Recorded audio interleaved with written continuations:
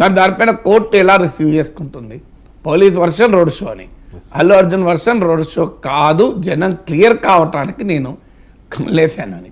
ఇవన్నీ ఎవరి వాదనలు వాళ్ళకున్నా కోర్టు ముందు ఏ వాదన నిలబడుతుందో మనకు తెలియదు, ఏ కోర్టు ముందు ఏ వాదన నిలబడుతుందో కూడా తెలియదు. ఇప్పుడు హైకోర్టు ముందు ఒకటి నిలబడితే సుప్రీంకోర్టు ముందు ఇంకోటి నిలబడచ్చు. అందువల్ల ఇదొక లాంగ్ లీగల్ ప్రాసెస్ కదా.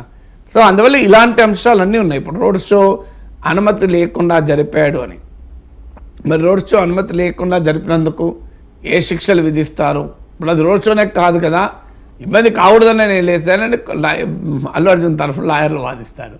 సో ఈ వాద ప్రతివాదనలు ఆధారంగా కేసు ముందుకు పోతుంది.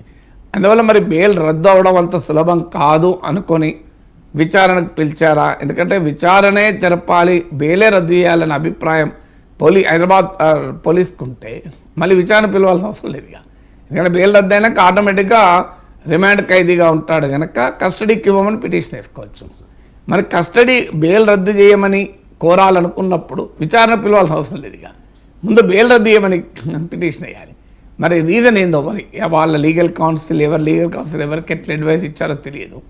మరి దాని ప్రకారం వాళ్ళు ఏ నిర్ణయం తీసుకుని తెలియదు. కానీ విచారణకు జరుపుతారు. విచారణకు ఇప్పుడు ప్రెస్ కాన్ఫరెన్స్లో ఏం చెప్పారో, హైకోర్టులో లాయర్లు అల్లు అర్జున్ తరఫున నిరంజన్ రెడ్డి, అశోక్ రెడ్డిలు ఏం వాదించారో అవే విషయాలు అల్లు అర్జున్ పోలీసుల ముందు చెప్తారు మళ్ళీ.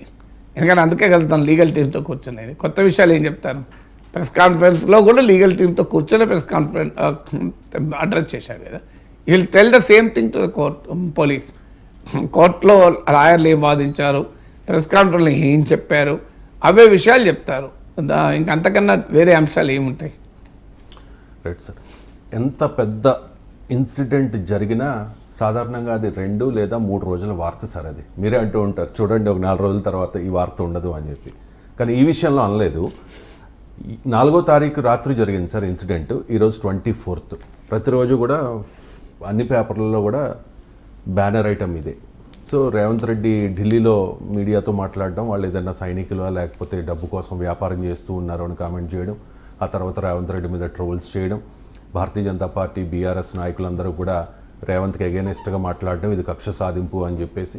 ఆ తర్వాత రేవంత్ రెడ్డి అసెంబ్లీలో మాట్లాడడం, దానికి కౌంటర్గా అల్లు అర్జున్ ప్రెస్ మీట్ పెట్టడం, అల్లు అర్జున్ తప్పు మాట్లాడాడు, ఆయన చెప్పింది సత్య దూరము అని చెప్పి మళ్ళీ పోలీసులు దానికి వివరణ ఇవ్వడం, ఇదంతా చూస్తే ఇది ఇప్పట్లో ఆగేలా ఏమీ కనిపించట్లేదు సార్.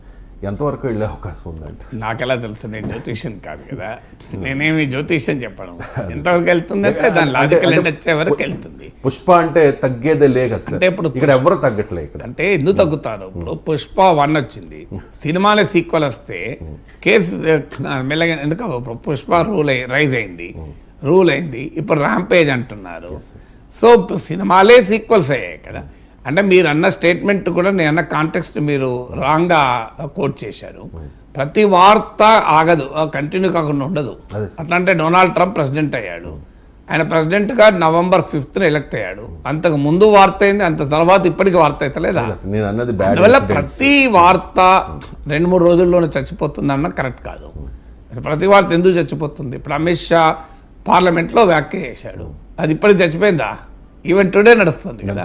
అందువల్ల నేనన్నా ఆ వార్త ప్రాధాన్యతను బట్టి ఎక్కువ రోజులు నడుస్తుంది. 2, ఆ వార్తలో కంటిన్యూటీ ఉందా అనేది పాయింట్. ఇప్పుడు ఈ వార్తలో కంటిన్యూటీ ఉంది కదా. ఇప్పుడు వార్త జరిగింది December 4th నాడు జరిగింది. December 4th తర్వాత పోలీస్ కేసు పెట్టారు A11గా. తర్వాత అల్లు అర్జున్ క్వాష్ పిటిషన్ ఇచ్చాడు హైకోర్టులో. క్వాష్ పిటిషన్ నడుస్తున్న సమయంలోనే ట్రయల్ కోర్టులో బెయిల్ పిటిషన్ వేశారు, హైకోర్టులో బెయిల్ పిటిషన్ వేశారు. సో క్వాష్ పిటిషన్ వేశారు, బెయిల్ పిటిషన్ వేశారు, హైకోర్టులో బెయిల్ వచ్చింది.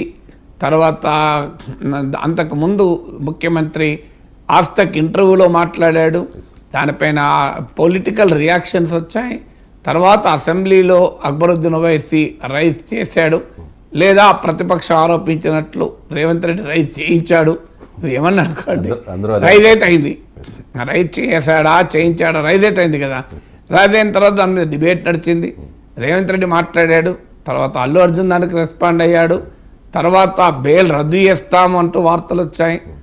హైదరాబాద్ పోలీసు అల్లు అర్జున్ వాదన తప్పు, ఎందుకంటే అల్లు అర్జున్ ముఖ్యమంత్రి పోలీస్ కమిషనర్ను కోట్ చేస్తూ చెప్పాడు. ముఖ్యమంత్రి ఏమీ తన సొంత అభిప్రాయం చెప్పలేదు. అసెంబ్లీ